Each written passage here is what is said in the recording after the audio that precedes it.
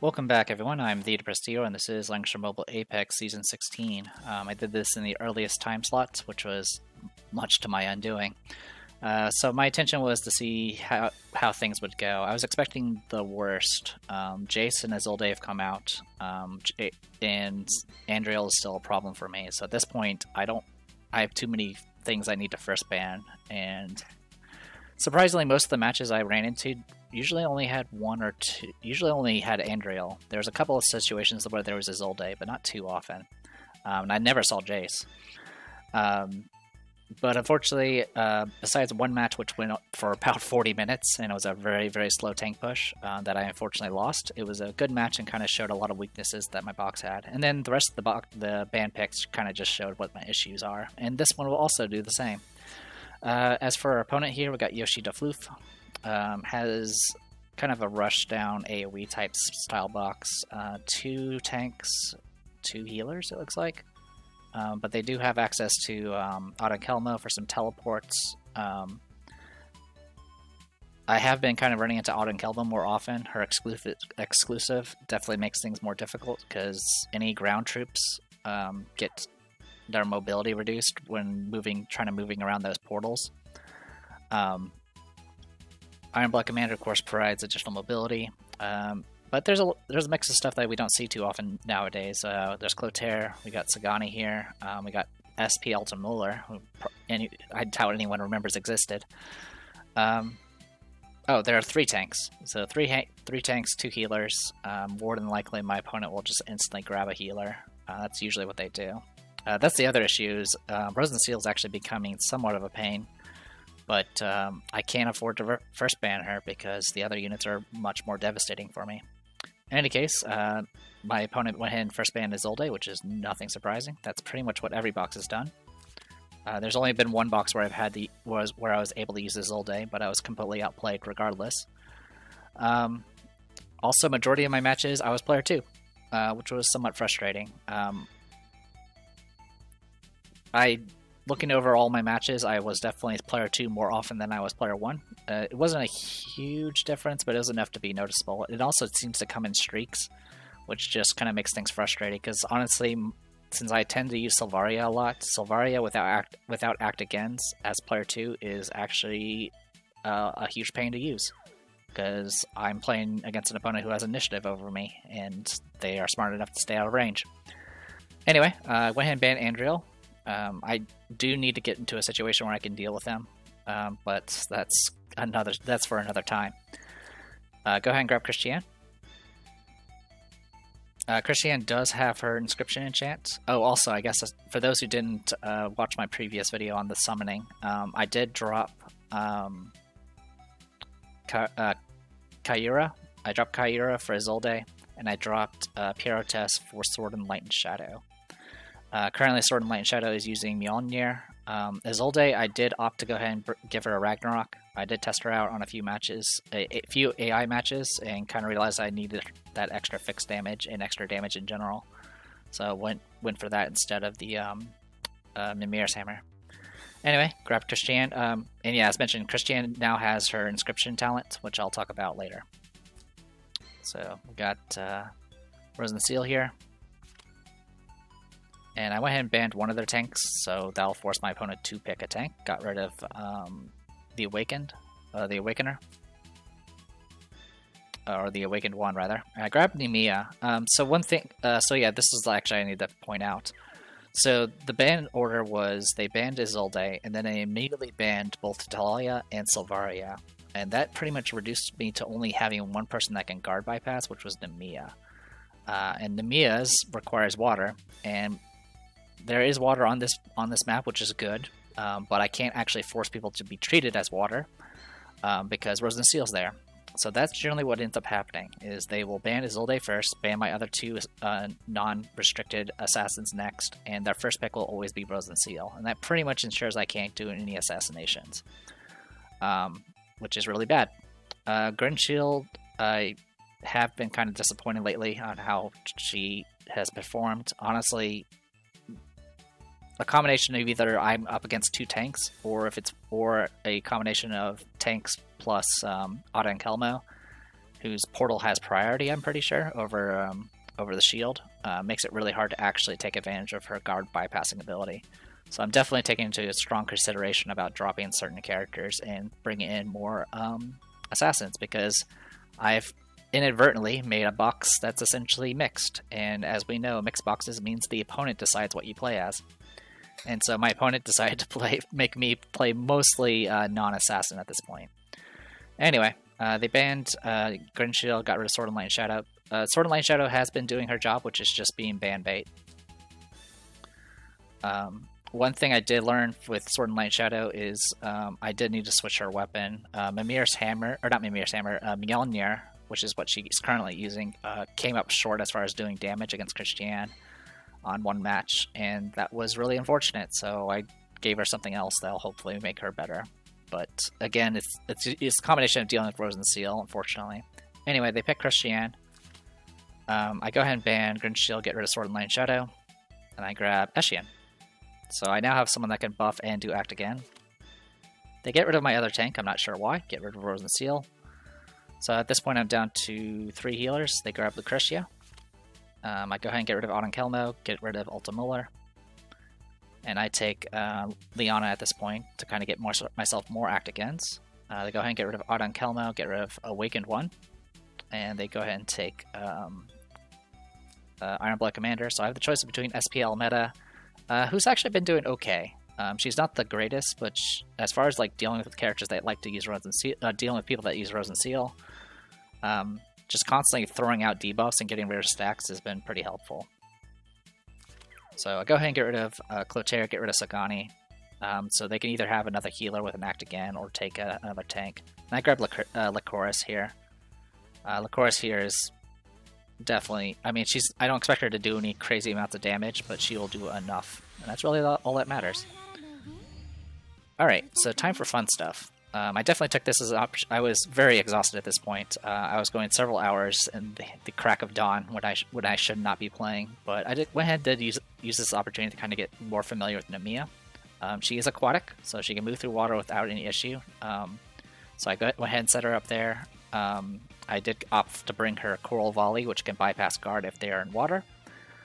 And of course I brought her 3C in our aim. And then I went with Fairy Spirit Prophets just to ensure she had a flying unit, so I didn't have to deal with being hindered by the water.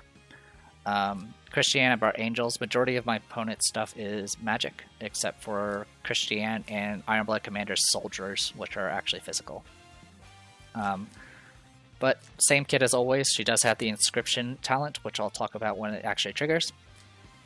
Liana, same thing as always, Windbloom Chanter, and then the usual Act Again, Heal, and 3C.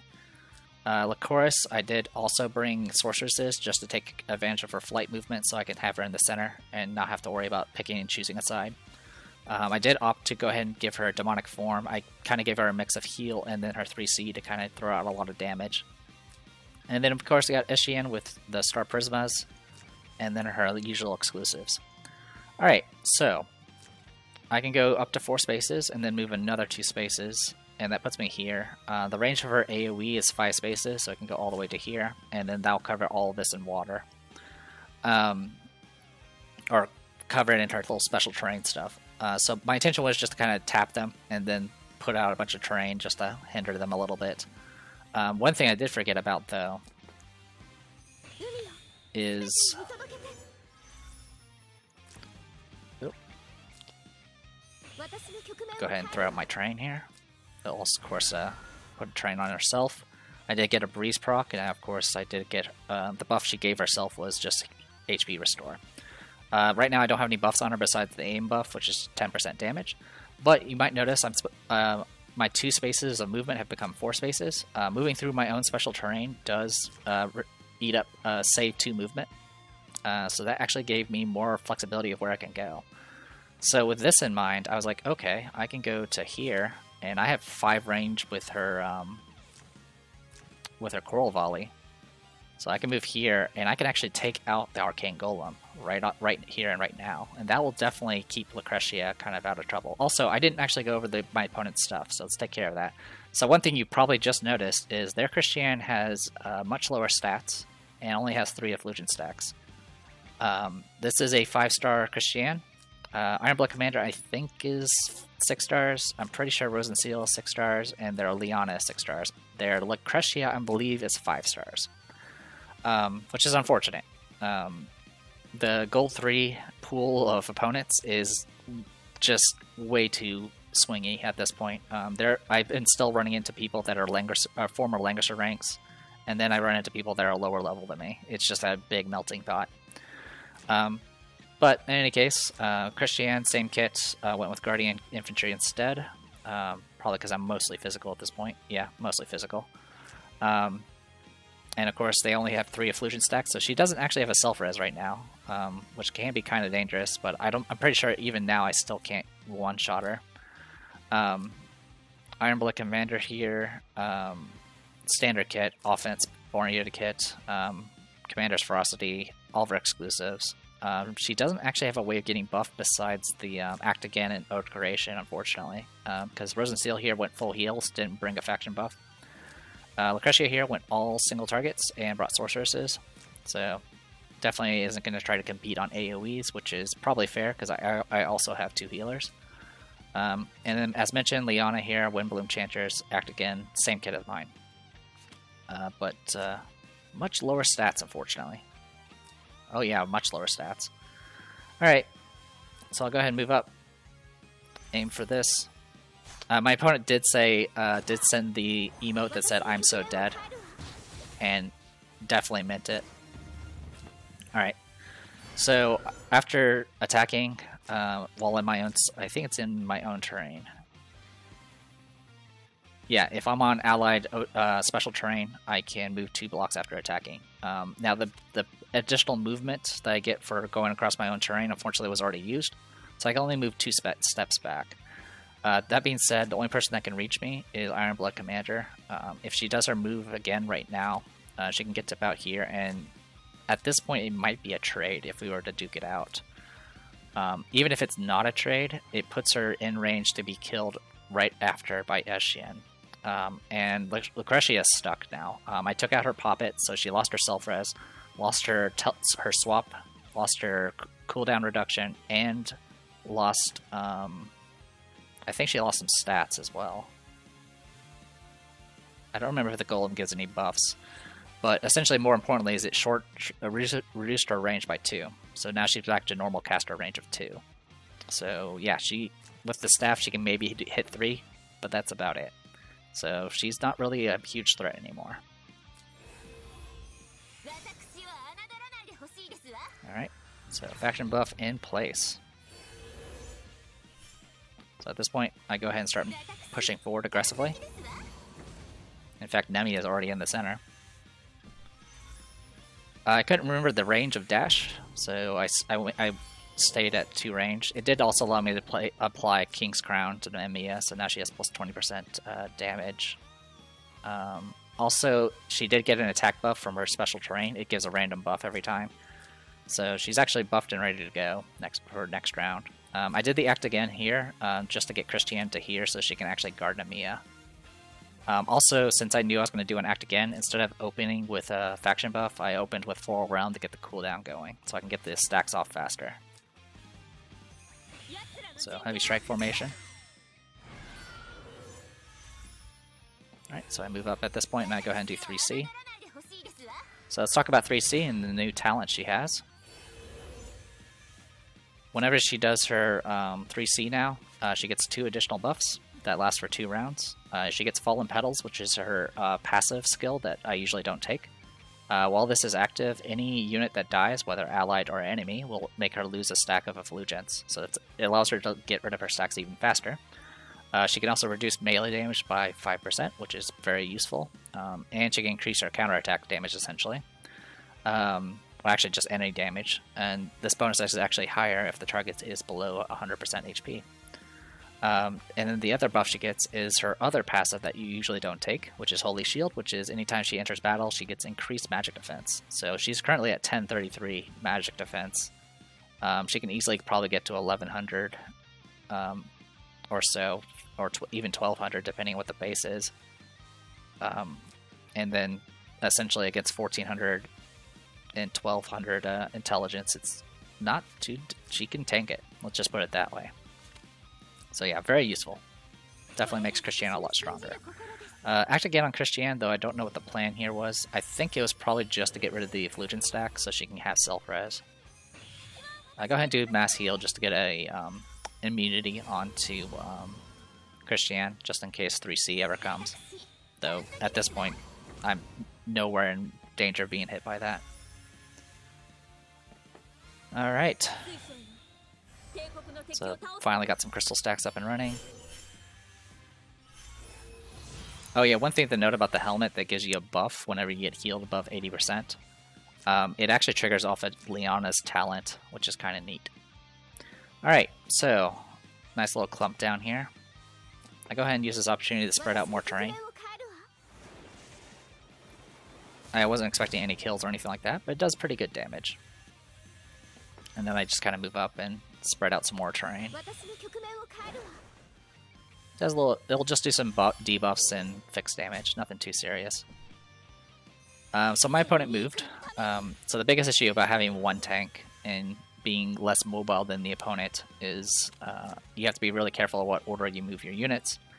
Because it's something I definitely ran into on my tank push 40-minute battle, is I kind of had to like constantly shuffle to make sure I keep Christiane within range, because of course if you move Christiane first, then anything behind you can be out of guard range, and it ends up being very awkward. It's also why your tank pushing tends to be very slow, because you kind of have to like do this little leapfrog thing where you move your other units up front and then kind of shuffle forward, then move Christiane to compensate. But instead, Christiane got a little greedy and moved all the way up to here. This little Cressy is at full HP, but sorceresses don't get any fancy buffs against physical damage.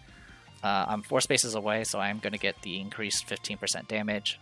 I'm also going to do stun, but it's going to get soaked by the crystal barrier there. Does the stacks do anything else? Oh, increases damage, so I have plus 30% damage right now. And then, of course, 3C itself does just tons of damage. It does 1.3. That's not too huge, but still. Oh, it also does increase 45% damage. Needless to say, this thing is going to hit hard. So I move 4 spaces, and I go straight for Lucretia.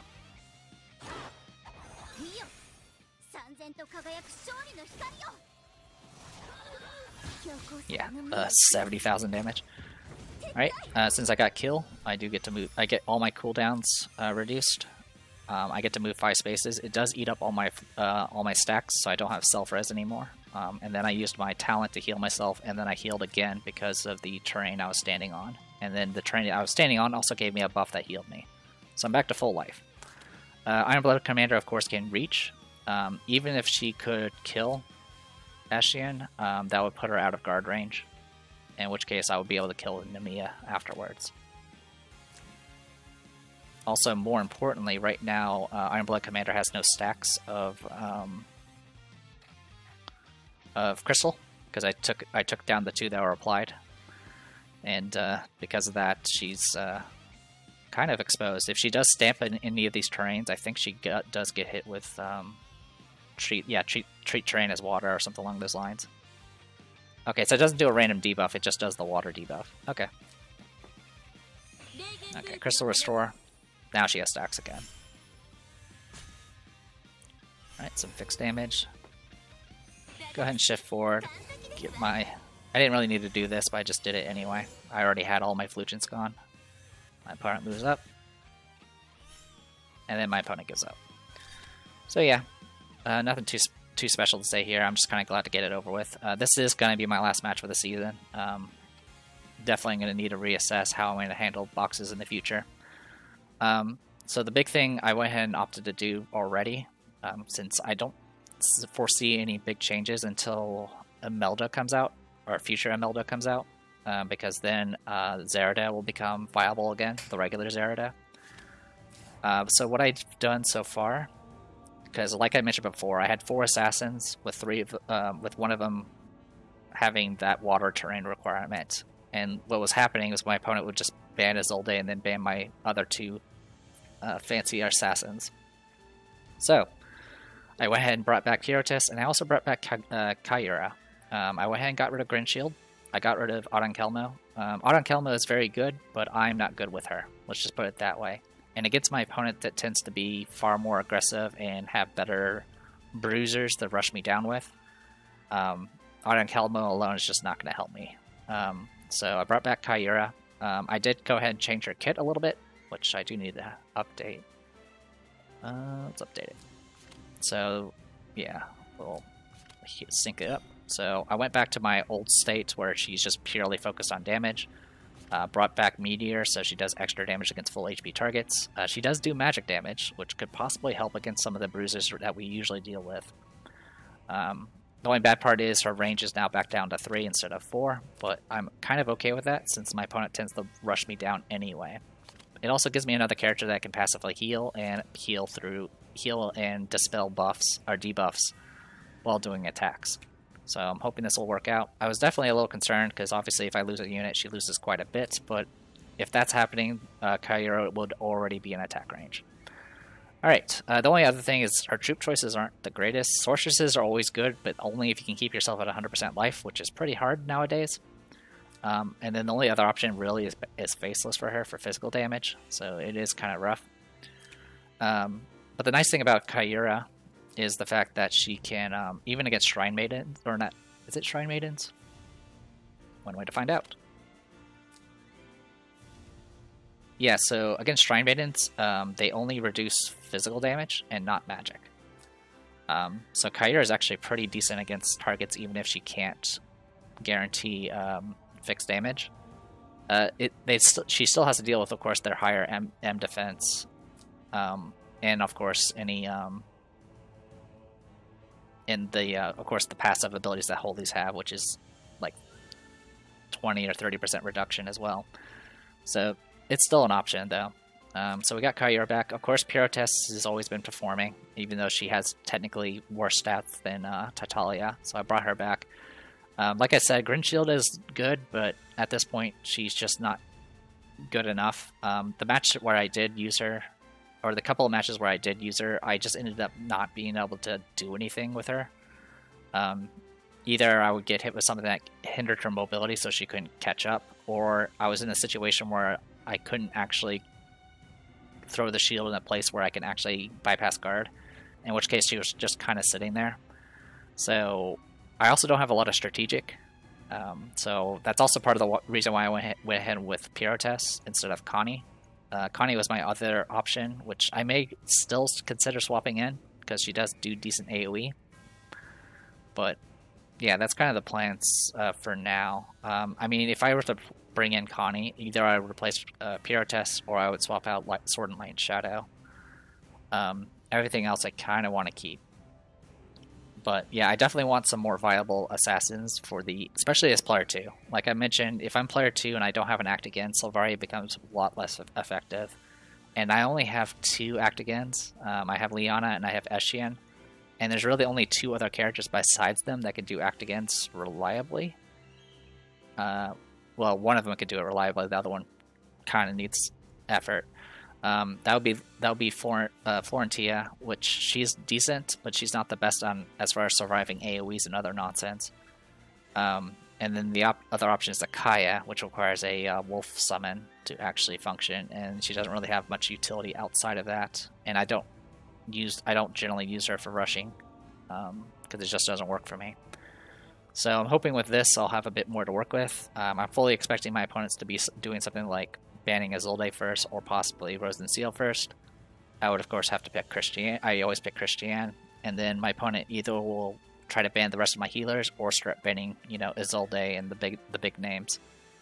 But at that point, I'll at least hopefully have a little bit more flexibility of my choices and hopefully have a bit more threatening targets. Also, like I said, Kyura is going to be really useful as far as just enduring AoEs, so she could be definitely very high potential for banning. So yeah, this will be kind of what we're doing. There weren't too many other options as far as assassins are concerned. Shirlinka is definitely very interesting, and I always want to try using her again. But she has the same issue as Sylvaria, where if I'm player 2 and I don't have an act again, she just doesn't function. Because her teleport is not an act again teleport like everyone else's nowadays. And if she dies in combat, or if she dies, she self-reses, but she also gets stunned for a round, so she's effectively gone anyway. Technically, you can do some cheeky things with Sheltier, using her Act Again in combination with Routing Light here. But again, that's quite the setup that doesn't have as much payoff. Lisa technically has guard bypassing, but she's kind of just a mixed bag flux type that isn't really great at anything. And I don't think... Who else do I have that can actually guard bypass? Oh yeah, there's Tsubame, who I wish was a lot better. She's the world's worst ninja. Her stealth is the worst. All you have to be is right next to her to disable it. Also, any tap of damage will also reveal her. Her mobility is not great. She does have her exclusive to kind of help with that, but even that's not enough. That requires her to actually be stealth, and it takes turns to charge up, and it's not permanent. And against the meta that tends to rush you down very quickly and have a lot of threat range, keeping her in stealth is not going to be very easy. So it's just bad all around. She's also, just like I mentioned, not as mobile. Yeah, she just doesn't have enough working for her, and it's unfortunate. And she's already got her exclusive and her talent, so there's not going to be any upgrades for her anytime soon, unless they decide to SP her, which they're not. We do have guard bypass with Patsir, but it's male only, and she has the same mobility issues.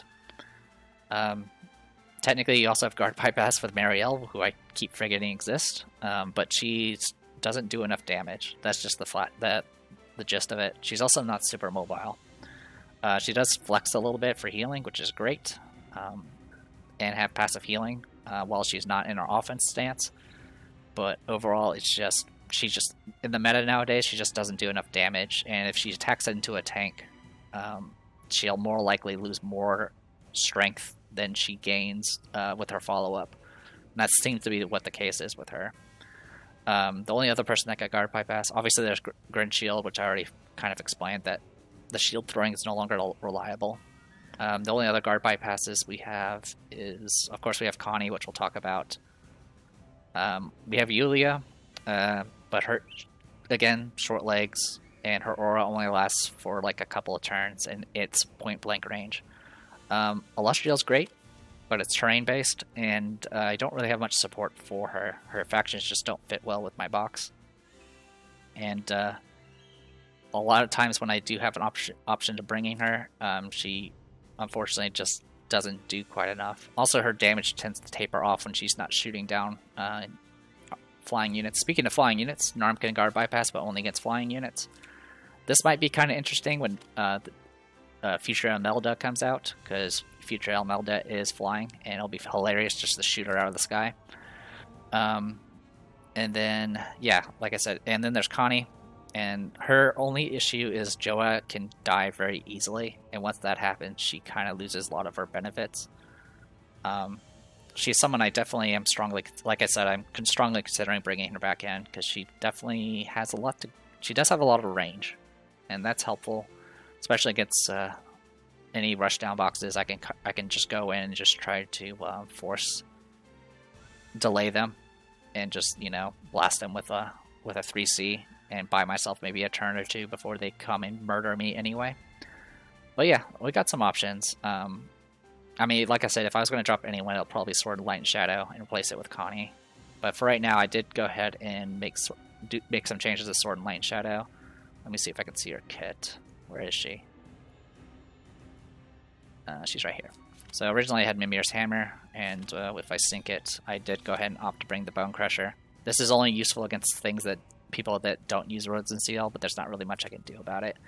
Honestly, this is pretty strong, though. Being able to disable enemy armor skills definitely makes a tank a lot squishier. So I'm definitely opting for that. Intertwined Wishes is interesting. If you ever do a self-res with Sword and Light and Shadow, she will actually place one of those soul scraps on the ground and use that to self-res. So she's actually a lot more difficult to deal with now, because she doesn't need to rely on a kill to get a soul scrap out now. She can just rely on her self-res and use it. But yeah, overall this season's been rough. There's definitely been a lot of fun characters that have made this box a lot more enjoyable to play, but at the same time, the meta has also been very, very frustrating. Part of that is also because I did very well in the placement matches, which is both good and bad. It's good because it gets me to gold 3 and I don't have to stress over it. It's bad because it puts me in gold 3, and gold 3 is becoming more and more a mixed bag, and it seems like there's not really any consistent rate of when people are going to opt to try to push themselves to Langrisser rank, and so I end up running into all those previous season veterans that are just have better boxes and better experience and better skill than me at the time. It does give a learning experience, but it can be frustrating when I'm just trying to get my win for the week. But honestly, the new additions to the box, the additional female characters have been a lot of fun. Also, I think someone did comment about there's a waifu tournament, which I briefly saw Kong showing a video on that. And the first thing I noticed were male characters in the box, so it's definitely not a pure waifu tournament, which is a bit disappointing. Supposedly they banned all the things like top tier on the tier list, like all the triple S's or whatever, and then some other characters. And supposedly it's like you pick a specific waifu, and that waifu will always be your first pick and will never be banned, which is kind of interesting. But unfortunately, it's not a pure waifu box battler. It's you do have male characters. Still, it does force you to pick other characters, but unfortunately, if I were to take this box in, it would not be illegal. For one, I have a lot of triple S's in here. So it would take it. I don't have a box that would even work with it, so I don't really have the time to juggle that type of stuff. I'm actually recently I've actually been running out of gold. It's because I've been upgrading everyone with inscriptions, so that's been eating up things. Also, the other thing I always point out is I'm behind on my covenants, mainly because I don't want to do the 20+ minute matches to fully complete some of the missions they have remaining. And I haven't been doing that one thing that has the super bosses. I think it's in here. I have not been doing Ragnarok of the Realms. Yeah, I have skipped literally the last 2, maybe 3. And these are actually really good if you can find an easy way to get some wins. I mean, I did a little bit of this one just to get some of the Polaris gifts so I can get the orbs. That's the thing I'm hurting on is spheres. I think all the previous ones, the first 3, I think I did enough of. Yeah, I did. Yeah, the only one I fully completed was the first one. But unfortunately, some of them, the ones that you can cheese, unfortunately use characters I don't use. So it's just a very, very annoying. It's also very hard to find help on boxes that are restricted for a team that's as restricted as mine. But anyway, enough rambling. This has been a long video. I apologize, but I wanted to go ahead and review everything, and I'll be kind of reassessing my box throughout the next few weeks to kind of figure out what I'll do for next season. But until then, I am Dieter Prestigor. This was Langrisser Mobile Apex Season 16. And, oh yeah, just in case you didn't see my win percentage, it was abysmal. I'll see you guys next time.